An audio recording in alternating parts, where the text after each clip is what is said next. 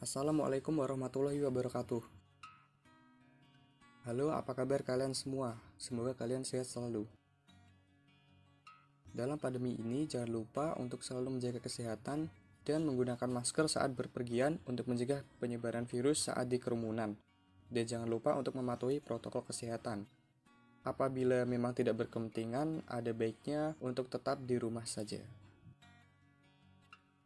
Belakangan ini marak sekali budaya-budaya luar yang masuk ke Indonesia akibat dari perkembangan industri dan globalisasi, seperti K-pop, anime, dan lain sebagainya, dalam segi gaya hidup maupun kesenian.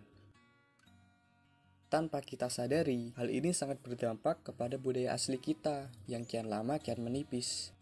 Bahkan generasi muda sekarang telah terjangkit oleh budaya luar tersebut dan enggan untuk meneruskan budaya yang telah ada karena dianggap sudah ketinggalan zaman. Alangkah baiknya kita sebagai generasi penerus tetap menjaga budaya yang telah ada sebagai jati diri kita, dan lebih baik lagi bila kita dapat mengembangkan kebudayaan kita sehingga dapat bersaing di taraf internasional. Di sini saya akan menyampaikan mengenai kesenian Barongan Kudus, yaitu sebagai sebuah kesenian yang berkembang di Kota Kudus, Provinsi Jawa Tengah, yang juga merupakan salah satu bentuk kebudayaan jenis reog Ponorogo, kesenian khas Jawa Timur bagian barat laut. Sebelum masuk ke dalam kesenian Barongan Kudus, ada pentingnya kita memahami kesenian itu sendiri. Kesenian dapat dikatakan sebagai representasi dari manusia yang memiliki kebudayaan, kemudian terciptalah karya seni yang disebut kesenian.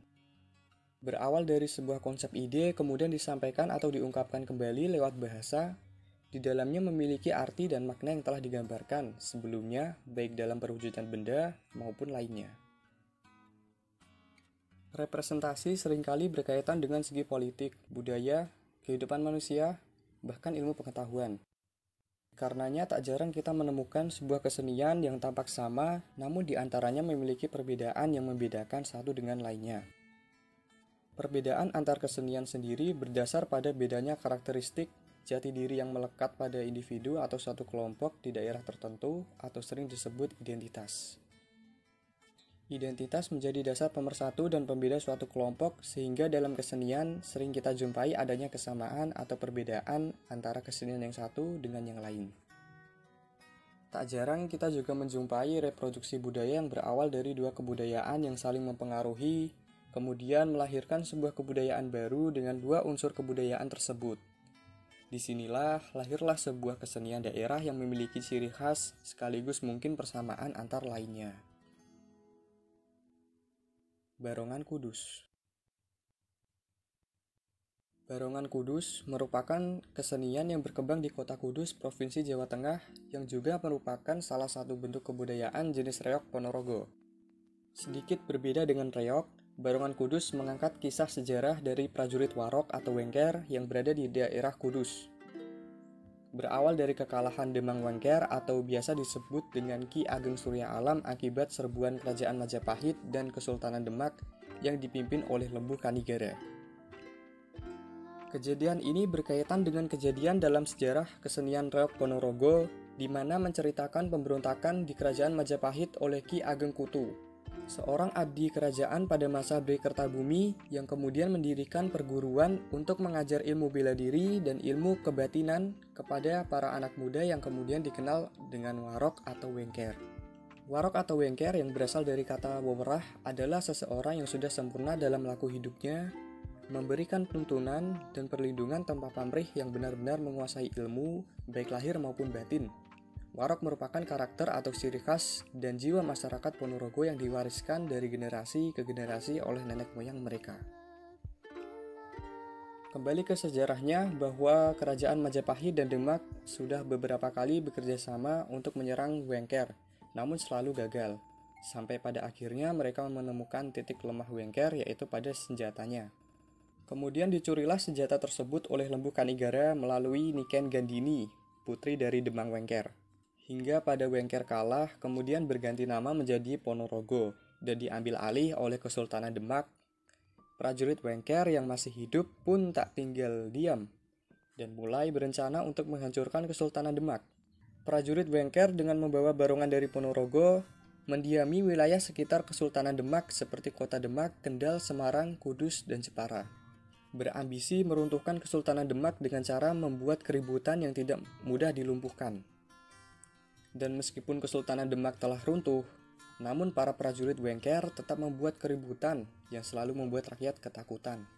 Prajurit Wengker yang dipimpin oleh Warok Surawage selalu melakukan kerusuhan seperti perampokan, pembunuhan, penjarahan harta yang meresahkan rakyat kaya, terutama rakyat Belanda, yang saat itu masih mendiami Indonesia pada abad ke-17. Dalam melancarkan aksinya, kelompok Warok Surawage menggunakan topeng bujang ganong dengan pakaian tertutup serba hitam sehingga sulit untuk dikenali. Harta hasil rampokan biasanya mereka bagikan kepada rakyat Kudus yang kurang mampu, dan mengadakan pesta serta pertunjukan barongan yang berisi sindiran kepada Raja Majapahit yang dibawakan oleh Ki Ageng Surya Alam. Tentara Belanda ikut turun tangan dalam mengatasi hal tersebut, karena sering menjadi tujuan perampokan.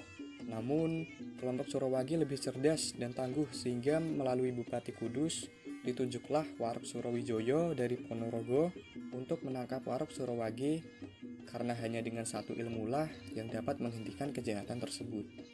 Dalam aksi penangkapan Warok Surawijoyo atau lebih dikenal sebagai Sowijoyo, memohon Bupati Kudus untuk meminta bantuan kepada Bupati Ponorogo supaya memberikan bantuan dengan mengirimkan pasukan Warok, dan kemudian hal tersebut disetujui oleh Bupati Ponorogo.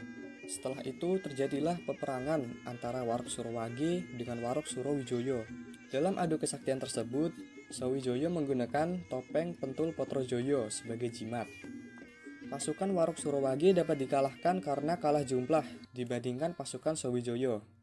Warok Surawage kemudian ditangkap untuk menghadap Bupati Kudus. Untuk merayakan kedamaian setelah hilangnya biang kerusuhan, maka diadakan pertunjukan barongan dan mengangkat Sowijoyo sebagai Adipati Candi Kudus Kulon dengan gelar Pangeran Singopadon, serta menyerahkan hadiah berupa sebidang tanah mulai dari batas Kali Gelis ke barat atau separuh kota Kudus. Kemudian dikeluarkan larangan untuk memerankan tokoh Bujang Ganong dalam barongan, kemudian diganti oleh tokoh Pentul Potrojoyo. Dalam pertunjukannya dihadirkan para tokoh-tokoh yang berkaitan dengan sejarah dari barongan tersebut seperti Singo Barong yang menggambarkan seorang Raja Majapahit bersama istrinya. Singo Barong dibawakan oleh dua orang seperti reok Ponorogo tradisional. Kemudian ada Jatilan yang diperankan oleh seseorang pria membawa kuda lumbing sebagai gambaran prajurit Majapahit. Lalu ada tokoh Bujang Ganong yang menggambarkan Ki Ageng Surya Alam dan Pentul Potrojoyo sebagai pengganti Bujang Ganong yang digambarkan sebagai Abdi Kelana Sewandana. Dan yang terakhir ada Warok dalam pertunjukan sebagai pawang untuk menyadarkan penari yang mengalami kerasukan.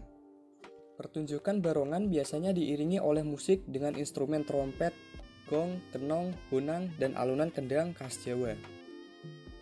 Biasanya pertunjukan barongan disajikan secara sederhana.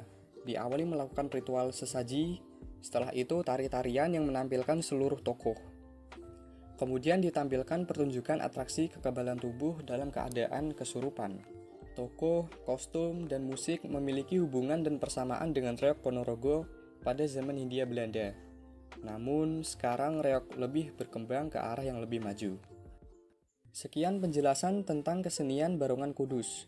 Ada baiknya kita sebagai generasi muda untuk terus melestarikan kesenian dan kebudayaan yang telah ada, yang merupakan warisan dari nenek moyang kita. Selamat menjalankan aktivitas kembali, tetap semangat, dan jaga kesehatan. Wassalamualaikum warahmatullahi wabarakatuh.